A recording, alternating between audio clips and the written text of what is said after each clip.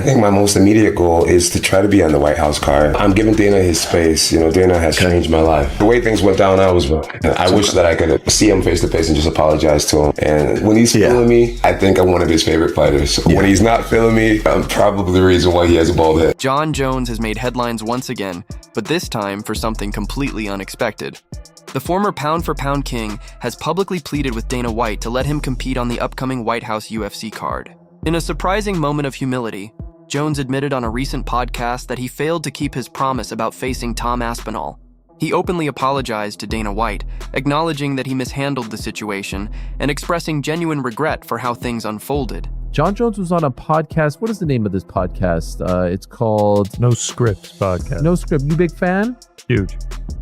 The No Scripts Podcast. Jon Jones was on this podcast. I guess it was over the last couple of weeks. It was clearly around the time that he was in Nashville for the Dirty Boxing event because he's wearing similar clothing. He talked about a few things, and I did want to shine a light on these things. First, let's play him talking about the Dana White situation and how it was all handled, the offer from Tom, and his desire to make amends. Here it is. Take a listen, and then we'll react. I think my most immediate goal is to try to be on the White House card. Okay. And you talking to Dana? How is he feeling? You know, I'm giving Dana his space. You know, Dana has changed my life. Yes, he has changed my life. He's changed my children's lives. Yeah. And I'm forever grateful to him. And we had a verbal agreement that didn't go over well. Can we pause right there? Pause right there. A verbal agreement. Remember, there was some reporting by a handsome fellow, I forget his name escapes me, who said on multiple occasions that Jon Jones gave his word to the UFC when they got him the $30 million that he was asking for, and then a couple of days later he reneged. Actually, Chael's version of the story is actually quite accurate. He was feeling himself at the time. He was getting some nice little reality show offers, and he's like, you know what? I don't need this money. I'm getting, a pretty penny to do this stuff. So here he is. Dana confirmed it, if you recall, back in June when they officially moved on. And now here's Jon confirming it. And as I've said multiple times, never came out and refuted it, regardless of what his fans or people may say about me being a quote-unquote Jon Jones hater, which is not the truth. I'm just telling you exactly what happened. Jones admitted that he deeply regrets how the situation unfolded, particularly the long delay it caused for the entire heavyweight division. He told Dana White that if he's granted one more opportunity, he intends to make it count, promising to deliver one of the biggest and most unforgettable fights in UFC history. Does he fight in 2026? True or false? Well, he's talking so much smack about Tom. He doesn't have the money to not. He doesn't have the money to walk away. He doesn't have a choice.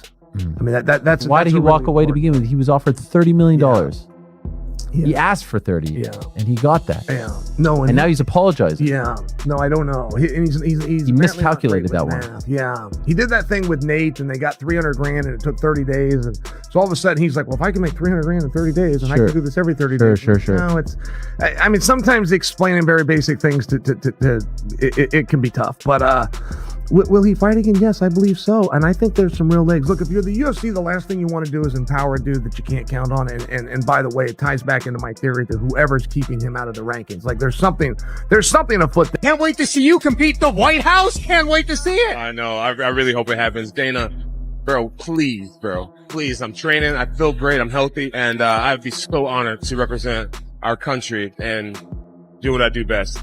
I'll be interested to see if he wins his next fight. Shogun, supposedly. There's a video that hasn't gone viral, but one of his losses, he was very much an adult, I believe already a black belt, and he was taken down and the guy twisted his ankle. He had no defense. He tapped so quickly.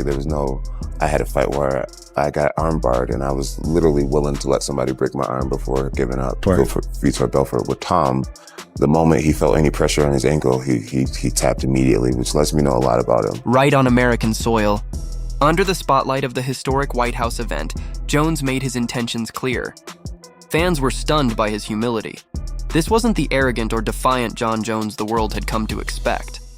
This was a man determined to make amends. He emphasized that his presence at the event would help elevate it to legendary status, calling the opportunity a dream moment not just for him, but for the entire sport of mixed martial arts. He never refuted it. Now here he is confirming it. So I appreciate that. Please continue.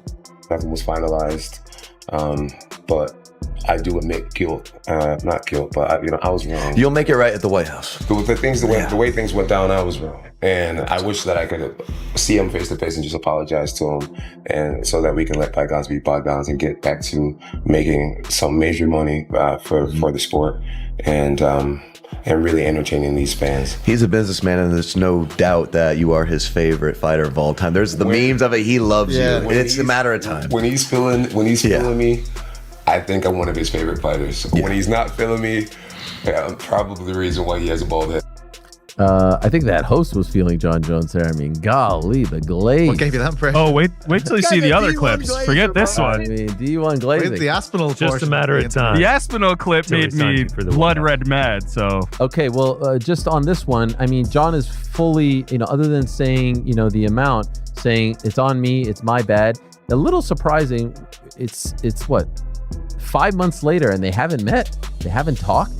Like, you would think. Does Dana White hate Tom Aspinall? Because in the post-match press conference, he was going at his heavyweight champion like he absolutely did not like him. I mean, he had Tom bloodied up, and Tom didn't want to continue in the fight. And a key word there is didn't. He didn't say Tom Aspinall couldn't continue, insinuating that he's a quitter. I don't know if it's because Andy Aspinall's saying Tom wants to go to boxing and he'd love a big payday in boxing, but that's just Andy being a manager and a dad negotiating. I'm going to be honest, I'll give Dana the benefit of the doubt. He could have easily just misspoke. And the fact that if you do watch the YouTube that Aspinall put out, Dana White's in the locker room before wishing him all luck. I'm sure he's on good terms with Tom Aspinall and his father, because Dana White, let's be honest, if he doesn't have Tom Aspinall, he doesn't have a heavyweight division. If you saw the other heavyweight fights that were on this UFC 321 card, absolute ass. I'm seeing it all online. Tom quit. It got dicey out there for him and he quit. That's what the people are saying.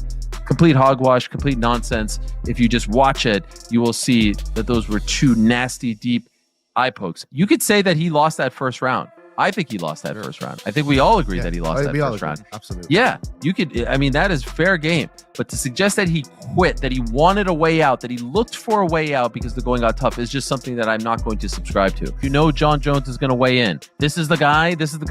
For the record, Jon Jones was offered for the millionth time $30 million to fight this man, and he didn't. You can't claim after the fact, this is the guy, but you know he's going to spike the football. And there's a cruel irony involved in the fact that Tom doesn't fight Jon Jones, but still gets eye poked. But this is tough for him. This is the first time in his career where he's not going to be beloved by people, because people are going to accuse him of being a quitter, because they're going to say that the going got tough and he asked for a way out. I think that's absolute hogwash. He got poked in both eyes. But not everyone is convinced. Many in the MMA community believe Jon's sudden change of heart is purely strategic, a calculated move to get back into the spotlight.